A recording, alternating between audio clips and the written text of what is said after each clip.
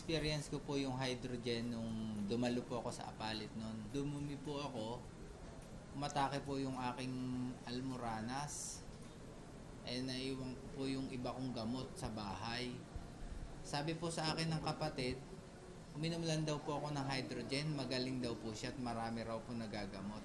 Sinubukan ko po, awa ng Diyos po, kinabukasan, naka-anim siguro po akong bote noong panahon na yun. Kinabukasan po, tuyo na po siya. Hindi na po siya sumumpong. Pag umiinom din po ako malimit, malakas po ang katawan ko, tsaka sa pagkakatipon, talaga pong tumatagal ako sa oras. Sinubukan rin po ng aking baby. Aking baby constipated din po siya.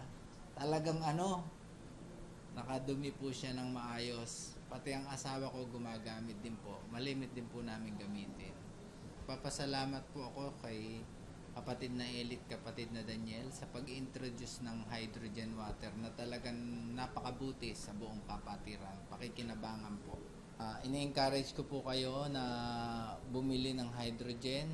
Napakaganda po nito sa lahat ng ating karamdaman. Isa pa po, makakatulong din po tayo sa gawain sa pagpapalaganap ng salita ng Diyos. Maraming salamat po sa inyo.